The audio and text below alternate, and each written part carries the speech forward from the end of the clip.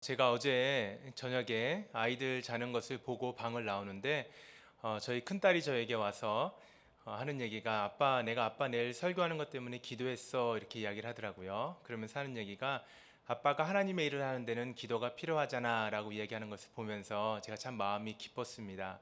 어린아이의 기도를 드신 하나님께서 오늘 이 아침 함께 예배하는 모든 성도들의 심령 가운데 하나님께서 베푸실 만한 은혜를 베풀으실 줄로 믿습니다. 같이 하나님의 말씀을 나누길 원하는데요. 미국에 있는 설문조사 기관인 바나그룹에서 몇 년 전에 발표한 내용입니다. 미국에서 일주일에 한 번씩 성경을 읽는 사람들의 숫자가 1991년 45%에서 2009년 46%가 되었다가 2016년에는 33%가 되었다라는 보고가 있었습니다. 그 33% 가운데는 나이가 많은 장년층이 49%였고 밀레니얼들 20대에서 30대 초중반을 살아가는 사람들의 숫자가 24%였다고 이야기를 합니다. 반면에 성경을 전혀 읽지 않는 숫자는 2011년 25%에서 2019년에 39%였다고 이야기를 합니다. 제가 이 조사를 처음 보면서 처음 든 생각은 무엇이었냐면 생각보다 미국에 아직도 성경을 보는 사람들이 많이 있구나라는 생각을 했습니다. 그러나 이 설문조사기관에서 주목했던 부분은 무엇이냐면 1990년대에서 2010년까지는 큰 변화가 없이 성경을 읽는 사람들의 숫자가 유지가 되었다면 2010년을 지나면서는 급속도로 그 숫자가 줄어들고 있다는 사실입니다. 반면에 성경을 읽지 않는 숫자는 급속도로 늘어나고 있다는 사실을 주목하여서 보고하고 있었습니다. 같은 기관에서 또 몇 년 전에 조사했던 내용입니다. 담임 목사들을 대상으로 성경적 세계관을 가지고 살아가느냐라는 질문 가운데 담임 목사 가운데서 51%만이 성경적인 세계관을 가지고 살아간다고 이야기했다라는 거예요. 이 성경적인 세계관이라는 것은 가장 기본적으로는 성경이 하나님의 말씀임을 믿고 고백하는 것입니다. 우리가 듣기에는 그러지 않은 사람들이 어디 있어라고 말할지 모르지만은 현재 미국에 있는 담임 목사 가운데 반 정도만이 성경이 하나님의 말씀임을 믿고 고백하여서 거기 나와 있는 진리 그대로 살기를 가르치고 또 살아가기를 원한다고 이야기하는 것입니다. 참 놀라운 사실 아닙니까? 우리가 이러한 모습 보면서 우리는 포스트 크리스천 시대를 살아가고 있다고 이야기를 합니다. 이 말은 무슨 말이냐면 성경에서 말하고 성경에서 가르치는 그 진리들을 이제는 더 이상 믿지 아니하는 세대가 태어났고 그리고 성경을 떠나 있는 세대에서 태어나 자라는 그러한 시대가 되었다라는 것이죠. 교회를 떠나 있는 사람들이 교회 안에서 한 번도 교회 안에서 생활해 보지 못했던 세대들이 이제는 일어났다라는 것입니다. 우리가 그런 시대를 살아가고 있는 것을 우리가 알 수 있어야 되는 것입니다. 우리는 교회 안에 있고 우리는 하나님의 말씀을 믿어 이대로 살아가기를 원하지만은 우리의 다음 세대들은 그런 세대를 맞이하지 못할 것이라는 조사가 발표가 된 것이죠. 이런 모습을 보면서 참 많은 생각을 하게 되는 것 같습니다. 특별히 정말 진리가 이제는 진리로 다가오지 않는 그런 시대를 살아가면서 교회 안에서도 서로 다른 복음을 이야기하는 그런 시대를 살아가면서 믿는 사람이라고 이야기하지만 하나님의 말씀을 믿는 모습이 다른 그런 시대를 살아가면서 과연 오늘날의 교회는 어디로 나아가야 되는 것인가? 우리는 어디를 바라보면서 우리의 발걸음을 옮겨야 되는 것인가에 대한 고민을 하지 않을 수가 없다라는 것입니다. 오늘 함께 본문으로 읽은 이 디모데후서는 사도 바울이 자신의 생애에서 마지막으로 쓴 편지로 알려져 있습니다. 아들처럼 사랑했던 자신의 제자 디모데, 그리고 앞으로 자신이 떠난 다음에는 그 당시 교회들을 이끌어 갔어야 되는 교회의 리더였습니다. 그러한 디모데에게 바울이 전하는 이 메시지는 오늘을 살아가는 우리에게도 여전히 살아있는 하나님의 말씀으로 도전을 주며 영적인 원리를 발견할 수 있는 자리가 되는 줄로 믿습니다. 그 당시에도 오늘과는 다른 이유였지만은 거짓 교사들이 잘못된 복음을 가지고 또 하나님의 말씀을 훼손하여서 교회 안에 들어와 있던 사실을 우리가 알 수가 있습니다. 특별히 오늘 이 본문에서 바울이 디모데에게 전하기 원했던 것들, 교회가 어디를 바라보며 나아가야 되는지, 교회가 어떻게 진리 앞에 서 있어야 되는지에 대해서 바울이 디모데에게 가르치기 원했던 이 내용들을 오늘 이 새벽에 우리가 우리 가슴 가운데 우리가 새길 수 있다라면 우리가 이 포스트 크리스천 시대를 살아가면서 그리고 어쩌면 이 팬데믹이라는 전례 없던 어려운 상황을 겪으면서 과연 진리는 어디에 서 있으며 교회는 어디를 바라보고 나아가야 되는지에 대한 영적인 교훈을 함께 얻을 수 있을 줄로 믿습니다. 우리가 두 가지를 한번 마음 가운데 새겨보기를 원합니다. 첫 번째로는 복음은 계승되어야 한다라는 것입니다. 복음은 계승되어야 한다라는 거예요. 본문 13절을 보면 이렇게 기록합니다. 너는 그리스도 예수 안에 있는 믿음과 사랑으로서 내게 들은 바 바른 말을 본받아 지키고라고 되어 있습니다. 너는 그리스도 예수 안에 있는 믿음과 사랑으로서 예수님 안에서 하나님을 향한 신뢰와 하나님을 향한 믿음을 가지고 그리고 영혼들을 향한 사랑을 가지고 뭐라고 말하고 있습니까? 내게 들은 바 바른 말을 본받아 지키라라고 되어 있습니다. 원어 성경을 보게 되면 너에게 주어진 그 바른 말 본받아 지킨다라는 것, 너는 본받아 지키라는 이 표현이 강조되어서 기록이 되어 있습니다. 본받는다라는 것은 믿을 만한 것들, 신뢰할 만한 것들을 기준으로 삼고 또는 모범으로 삼는 것을 이야기를 하는 것입니다. 지킨다라는 것은 간직하고 소유하는 것을 말합니다. 그런데 바울이 디모데에게 무엇을 기준으로 삼아서 무엇을 모범으로 삼아서 그것을 바라보면서 따라가라라고 이야기하고 있습니까? 그러한 삶을 간직하고 소유하라고 이야기하고 있습니까? 오늘 본문에서는 그것을 내게 들은 바라고 되어 있습니다. 내게 들은 바, 바울이 디모데에게 이야기해줬던 그것을 기준 삼아서 그것을 모범으로 삼아서 살아가라라고 이야기를 하고 있는 것입니다. 바울이 디모데에게 들려준 것이 무엇일까요? 그리스도 예수의 복음입니다. 그리스도 예수의 복음입니다. 바울은 자신이 예수께 들었던 그 복음을 자신의 사랑하는 아들 같았던 제자인 디모데에게 전했던 것입니다. 그리고 지금은 바울이 이 땅을 떠나는 그 자리에 서서 디모데가 그 말씀을 가지고 살아가기를 원하고 있다는 것입니다. 이러한 부분에 있어서 우리가 중요하게 봐야 될 것은 무엇이냐면 내게 들은 바 그 복음을 바울이 디모데에게 전했다는 사실. 그런데 바울이 받았던 그 복음은 예수께 바울이 받은 복음이었다는 것입니다. 예수님께서 제자들에게 복음을 보여주셨습니다. 그의 삶을 통하여 복음을 전하셨습니다. 그리고 제자들은 예수께 받은 그 복음, 예수를 통하여서 보았던 그 복음, 예수를 통하여 들었던 그 복음을 또 다른 제자들에게 전했다라는 것입니다. 제자가 제자에게 복음을 전하고, 다시 말하면 교회가 교회에게 복음을 전하는 것이 믿는 자들의 삶이었다는 사실을 본문에서 기록을 하고 있습니다. 복음의 계승을 말하는 것입니다. 바울은 자신이 받았던 그 복음을 디모데에게 계승하기를 원했고, 디모데를 통하여서 그 복음이 또 그 다음 세대 교회에게 계승되기를 원했다라는 것입니다. 그렇기 때문에 바울이 예수께 들었던 그 복음과 디모데가 바울에게 들었던 그 복음과 또 그 후에 있을 교회들이 디모데에게 들었던 그 복음은 동일한 복음이었다는 사실을 우리가 이게 볼 수 있어야 되는 것이죠. 본문에서는 그 바울이 들었던 복음을 바른 말이라고 기록하고 있습니다. 내게 들은 바 바른 말을 본받아 지켜라라고 이야기하고 있죠. 바른 말, 복음을 바른 말이라고 이야기하고 있습니다. 여기서 이 바르다라는 것은 예수께서 병든 자들을 고쳐서 온전케 하셨을 때 사용됐던 단어와 동일한 단어를 사용하고 있습니다. 온전한 말이라는 것입니다. 여러분, 이것이 무슨 의미가 있습니까? 복음에 온전한 것이 있고 또 복음 가운데, 사람들이 전하는 복음 가운데 온전하지 못한, 바르지 못한 병든 복음도 있다라는 것입니다. 우리가 복음이라고 말하는 모든 것들이 다 동일한 복음이 될 수 없음을 깨달아야 되는 시대라는 것을 바울의 시대도 마찬가지였고 오늘 이 시대도 마찬가지인 줄로 믿습니다. 우리가 전하는 복음의 내용을 점검해야 된다는 것이죠. 우리가 믿는 복음의 내용을 점검해야 된다는 것입니다. 우리가 계승하는 복음의 내용을 점검해야 된다는 것입니다. 과연 복음이 무엇을 말하고 있는지에 대한 부분들을 우리가 살펴볼 수 있어야 되는 것입니다. 바울이 들었던 복음은 어떠한 복음이었을까요?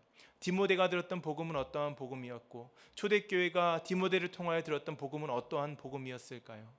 그것은 예수 그리스도의 삶이었습니다. 예수 그리스도의 삶이 복음이었다는 것이죠. 예수의 삶 가운데는 그의 죽으심과 그의 부활하심이 포함이 되어 있습니다. 죽으심만을 말할 수 없고 부활하심만을 말할 수 없습니다. 그리스도의 죽음은 그리스도의 순종이었습니다. 그리고 그리스도의 부활은 그리스도의 영광이라고 이야기할 수 있습니다. 순종만을 얘기할 수 없고 영광만도 얘기할 수 없다라는 것이죠. 그의 삶 가운데 담겨진 그의 죽으심과 그의 부활하심, 그의 순종하심과 그의 영광 받으심이 복음의 메시지였다는 것입니다. 예수께서는 그의 삶을 통하여서 복음이 무엇인가를 보여주셨습니다. 그리고 그 삶을 따라가는 모든 자들에게 그의 삶 속에서 복음이 나타나기를 기뻐하셨고 원하셨다는 것입니다. 이러한 복음을 바울은 예수께 들었고 예수를 통하여 보았고 그리고 디모데에게 자신의 삶을 통해 증거했다는 사실을 우리가 알 수 있어야 되는 것입니다. 그리고 디모데는 그 다음 세대에게, 그가 앞으로 섬길 교회 세대에게 이 복음을 전해서 이 복음을 계승해서 그 복음을 지켜나가야 될 의무를 가지고 있었다는 사실을 본문에서 기록하고 있습니다. 오늘날 우리의 시대, 복음의 명료성을 잃어버린 시대입니다. 이야기의 시작과 끝이 다 다른 복음을 이야기하고 있습니다. 왜 그런가를 가만히 생각을 해보면 그 복음이 나로부터 시작되기 때문에 그런 것 같습니다. 이 세상의 모든 이야기, 사람들의 입을 통해 듣게 되면 나를 통해 시작되는 이야기입니다. 내가 태어나는 그 시간부터 내가 살아가는 과정을 통하여서 그 이야기가 만들어지고 있음을 우리는 보게 되고 있습니다. 그러나 이 세상의 이야기는 나로부터 시작되는 것이 아닙니다. 복음의 이야기는 나로부터 시작되는 것이 아닙니다. 복음은 예수 그리스도의 삶으로부터 시작되어야 되는 것입니다. 그 시작도 예수요, 그 끝도 예수가 되어야 된다는 것을 우리가 분명히 알 수 있어야 되는 것입니다. 그래서 사도 바울이 습관처럼 고백했던 것처럼 내가 살아도 주를 위해 살고 죽어도 주를 위해 죽겠다라는 그 고백은 그 삶의 시작과 끝이 예수로 변화된 자만이 할 수 있는 고백이었다는 것입니다. 바울이라는 사람은 예수를 만나고 그 시작과 끝이 완전히 그 시작과 끝의 주어가 변화된 사람이었습니다. 예수님 때문에 살았고 예수님 때문에 죽었던 그 바울의 삶이 디모데에게 들려지고 있었다는 것이죠. 그리고 디모데는 그 삶의 모습을 통하여서 예수가 살아가신 발자취를 발견할 수 있었습니다. 그리고 디모데의 삶을 통하여서도 교회는 그러한 삶을 볼 수 있어야 된다는 사실을 여기서 기록하여 전하고 있다는 것입니다. 삶과 동떨어진 복음은 있을 수가 없습니다. 예수님께서 그렇게 복음을 가르치신 적이 없기 때문에 그렇습니다. 예수님께서는 말로 복음을 가르치신 것이 아니라 그의 삶을 통하여서 복음을 보여주신 것입니다. 그렇기 때문에 참된 복음 앞에서는 값싼 은혜가 있을 수가 없는 것입니다. 삶의 열매 없는 복음에 대한 믿음은 있을 수가 없다라는 것입니다. 우리가 이 시대를 살아가면서 포스트 크리스천 시대를 살아가면서 정말로 이 교회가 바라봐야 될 그 자리는 참된 복음의 통전적인 이해와 증거가 살아있는 그 믿음을 가지고 이 시대를 살아가는 것인 줄로 믿습니다. 그래서 우리의 삶을 통하여 복음이 다음 세대에 보여져야 되는 것입니다. 복음이 계승되는 것이 필요한 줄로 믿습니다. 사랑하는 성도 여러분의 삶 가운데 이 아침에 이 새벽을 깨우며 예배드리시는 여러분의 삶 가운데 이 복음이 계승되는 은혜가 있기를 간절히 원합니다. 우리 남가주 사랑의 교회가 오늘 서 있는 이 자리에서 다음 세대를 향하여서 그 복음이 계승될 수 있는 은혜를 사모할 수 있기를 주의 이름으로 축복합니다. 두 번째로 함께 본문 가운데 기억하기 원하는 것은 이것입니다. 복음은 지켜져야 한다는 것입니다. 복음은 지켜져야 한다. 본문 14절을 보시면 이렇게 성경이 기록하고 있습니다. 우리 안에 거하시는 성령으로 말미암아 내게 부탁한 아름다운 것을 지키라. 우리 안에 거하시는 성령으로 말미암아 내게 부탁한 아름다운 것을 지키라.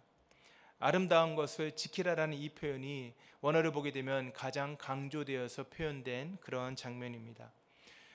바울은 복음을 바른 말이라고도 이야기했으며 또 복음을 아름다운 것이라고 이야기하고 있습니다. 이 아름답다는 표현은 그 당시에 보물, 금은 보화에 쓰였던 표현이라고 합니다. 그만큼 아름답다라는 것이 찬란한 가치를 갖고 있다는 것을 알 수가 있습니다. 복음이 바울에게는 아름다운 보물이었습니다.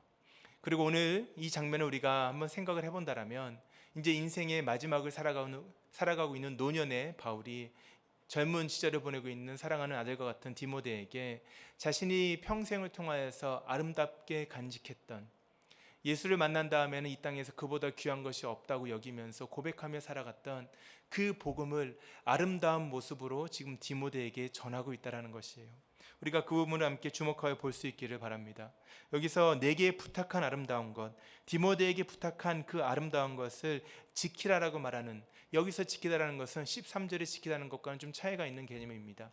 13절에서는 간직하고 소유하는 것을 의미했다라면 여기서 말하는 아름다운 것을 지키다라는 표현은 내가 어떠한 것으로부터 내가 소유하고 있는 것을 빼앗기거나 그 가치를 훼손하는 것부터 그것을 보호하는 것을 의미한다는 것입니다.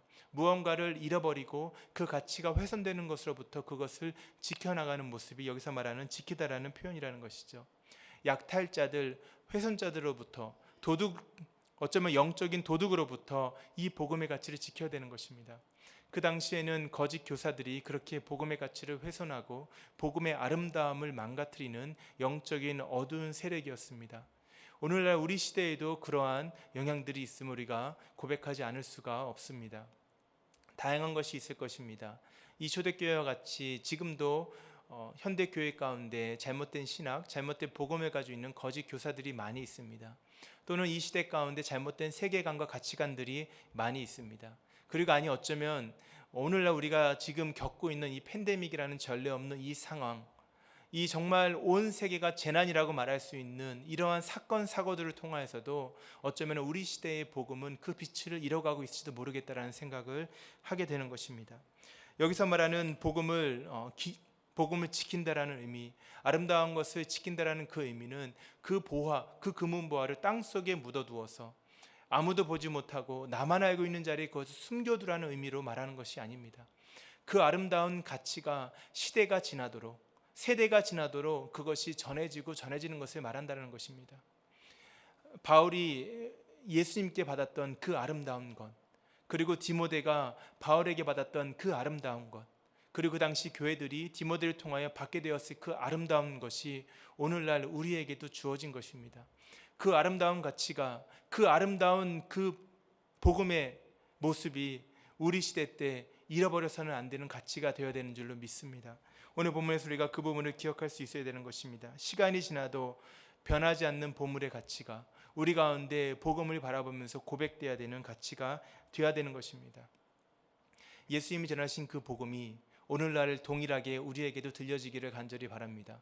오늘날 동일하게 우리의 심령 가운데 그 아름다움이 고백될 수 있기를 간절히 바라는 것입니다. 그런데 재미난 것이 하나가 있습니다. 바울이 말하기를 내게 부탁한 아름다운 것을 지키는데 그 전에 조건이 하나가 있습니다.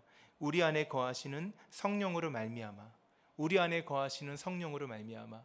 여기서 우리라는 것은 단순하게 바울과 디모데만을 말하는 것이 아니라 온 교회를 이야기하는 것입니다.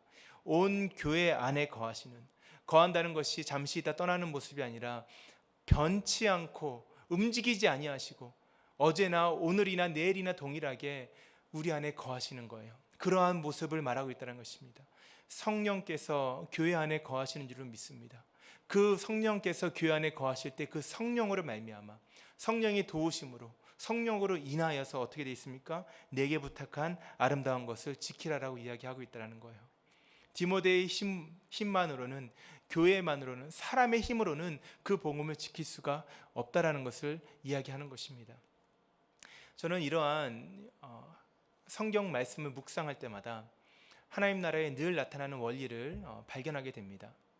하나님께서는 스스로 전능하신 분이시고 전지하신 분이시기 때문에 사람의 손을 빌리지 아니하시고 하나님 스스로 모든 것을 다 하실 수 있는 결핍이 없는 그러한 분이십니다.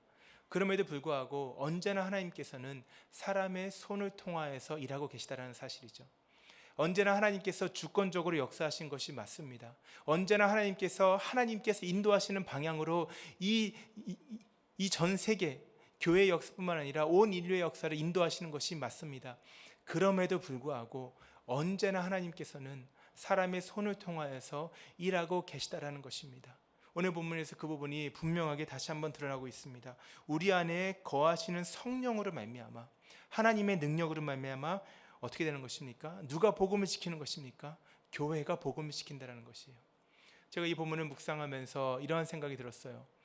저와 여러분의 삶이 교회라고 했을 때, 우리의 모임이 교회라고 했을 때, 교회가 하는 것은 어쩌면은 복음이라는 것이 담겨있는 그릇과 같은 역할이라는 생각이 들었어요. 우리는 우리 안에 담겨진, 우리에게 맡겨진 복음을 마치 그릇처럼 그것을 담아내고 있다는 것이죠. 그런데 중요한 것이 무엇이냐면 그 그릇이 깨지지 않았을 때 복음이 지켜지는 것입니다. 하나님께서는 성령으로 말미암아 우리의 삶이 깨어지지 않도록 하신다는 거예요. 그래서 우리 삶에 담겨진 그 복음이 깨어지지 않게 하신다는 것입니다. 얼마나 이것이 아름다운 장면입니까? 하나님 나라의 원리가 언제나 이렇게 우리에게 적용되고 있음을 우리가 함께 이 자리에 발견할 수 있기를 바랍니다. 복음은 언제나 삶에 담겨져 있습니다. 예수의 복음이 그러했던 것처럼 오늘을 살아가는 우리에게 있어서도 복음은 우리의 삶에 담겨져야 되는 것입니다. 그렇기 때문에 우리의 삶이 완전히 무너져 버리면, 우리의 삶이 완전히 다 망가져 버리면 그 삶 가운데 복음이 담겨질 수가 없다라는 것이죠. 삶이 무너졌는데 복음만 있다는 것은 존재하지 않습니다. 성경에서는 언제나 우리의 삶을 지키시는 그 하나님, 우리가 하나님 앞에서 먼저 그의 나라와 그의 의를 구하였을 때에, 먼저 복음 앞에 우리의 삶을 드렸을 때에 하나님께서 그 모든 것을 더하시는 것, 우리의 삶의 터전이 깨어지지 않도록 지키시고 보호하시는 것, 그것이 하나님의 원리라는 것을 우리가 다시 한 번 더 이 시간 고백할 수 있기를 간절히 바랍니다. 오늘 본문 조금 앞에 기록되어 있는 디모데후서 1장 12절에서 바울은 이렇게 기록했습니다. 이로 말미암아 내가 또 고난을 받되 부끄러워하지 아니함은 내가 믿는 자를 내가 알고 또한 내가 의탁한 것을 그날까지 그가 능히 지키실 줄을 확신함이라라고 기록하고 있어요. 고난 가운데서 받은 복음이었습니다. 고난 가운데 있습니다. 삶이 깨어질 것 같고 삶이 무너질 것 같은 그러한 고난 가운데서, 생명의 위협을 받는 가운데서 내가 받은 그 복음을 주님께서 지키신다라는 거예요. 그 삶이 복음을 담아내야 되기 때문에 우리의 삶을 주님께서 지키신다라는 것을 이야기하고 있다라는 것입니다. 사랑하는 성도 여러분, 우리의 삶 가운데 담겨진 복음을 지키신 하나님의 은혜를 경험하실 수 있기를 주의 이름으로 축복합니다. 그렇게 하기 위하여서 우리의 삶이 복음을 지키는 자의 삶을 살아갈 수 있기를 주의 이름으로 축복합니다. 우리의 삶을 통하여 복음이 온전해질 수 있는 이유는 오직 주의 은혜임을 믿음으로 고백할 때, 그러나 동시에 우리는 복음을 지키기 위해서 우리의 삶을 드리는 삶을 살 수 있기를 주의 이름으로 축복합니다. 본문을 묵상하면서 이런 어려운 시대 가운데, 포스트 크리스천 가운데 특별하게 팬데믹이라는 전례 없던 이런 때를 살아가면서 어떻게 하면 우리가 복음을 계승할 수 있고 어떻게 하면 복음을 지킬 수 있을까를 생각해 보았습니다. 제 자신의 삶을 다시 한번 돌아보는 시간을 가졌습니다. 이 본문 말씀 가운데 2020년을 다시 한번 쭉 돌이켜 봤어요. 이제 8월을 앞두고 있는 이 시점 가운데서 정말 2020년 정말 대단한 해를 우리가 보내고 있지 않습니까? 정말 대단한 해를 보내고 있는데, 과연 나는 지난 7개월의 시간 동안에 복음의 계승자로 살아갔는가? 복음의 전달자로 살아갔는가? 나는 과연 복음을 지키기 위해서 나의 삶의 모든 것을 다 드릴 준비가 되어 있는 삶을 살아왔는가라는 질문을 하지 않을 수가 없었다라는 것입니다. 팬데믹이라는 것, 어쩌면 우리가 전에는 경험하지 못했던 공격일 수 있습니다. 교회가 참 어려움에 처해 있고 성도인들의 삶과 또 저 개인의 삶도 영적으로나 육적으로나 정말로 힘든 시대를 보내고 있고, 더 무서운 것은 이 끝을 알 수 없다는 것이죠. 그런 시대 가운데 과연 우리에게 주어진 복음은 어떠합니까? 우리는 과연 그러한 상황에서도 복음을 계승하는 자로 살아가고 있고 복음을 지키는 자로 살아가고 있습니까? 제가 팬데믹을 겪으면서 많은 성도님들과 또 청년들과 또 저 개인의 삶을 보아도 다른 것은 모르겠습니다. 그러나 가장 큰 변화가 있다라면 우리 모두가 가정에서 보내는 시간이 많다라는 것이죠. 이러나 저러나 아빠들이 집에 일찍 들어온다고 좋아하는 아이들도 있고 또 아내도 있는 것을 많이 보게 됩니다. 그리고 우리가 지난 한 주간에 진행했던 VBS와 청소년 수양회, 아마 우리 자녀들을 두고 있는 가정에서는 아마 한 번도 이런 식으로 VBS나 수양회를 진행해 본 적이 없으실 거예요. 매 주일마다 아이들과 또 부모가 함께하는 예배의 자리가 이렇게까지 길어질 줄 누가 알았겠습니까? 이런 시간 가운데 얼마나 이것이 하나님이 주신 큰 은혜인 줄 모릅니다. 어떻게 하면 우리가 자녀들에게 복음을 전할 수 있을까를 고민했던 수많은 자녀들의 수많은 가정에서 어쩌면 지금 이때만큼 부모가 그의 삶을 통하여서, 부모의 삶을 통하여서 복음을 전할 수 있는 그런 기회가 없는 줄로 믿습니다. 다시 한 번 더 우리가 우리의 삶의 자리를 돌아보았을 때 이것이 하나님 앞에 감사가 되었으면 좋겠습니다. 우리에게 맡겨주신 자녀들에게 부모를 통하여 복음을 듣게 되고, 부모가 예배하는 모습, 부모가 기도하는 모습, 부모가 헌금하는 모습, 부모가 한 걸음 한 걸음 살아가는 모습을 어쩌면 앞으로 우리가 다시 이런 기회가 없을지도 모르겠어요. 부모와 자식이 이렇게 끈끈하게 묶여있을 수밖에 없는 이러한 상황 가운데서 이것을 답답해하고 안타까워하는 것이 아니라 이 가운데서 우리가 복음의 계승자로서 자녀들에게 우리의 삶을 통하여 복음을 증거할 수 있는 은혜가 되었으면 좋겠습니다. 내일 있을 주일 예배 가운데도 부모가 목숨을 다하여 정성을 다하여 뜻을 다하여 온라인 앞에 우리가 서는 그 모습을 자녀들에게 보여줬을 때 그거보다 더 큰 복음의 계승은 없다고 저는 믿습니다.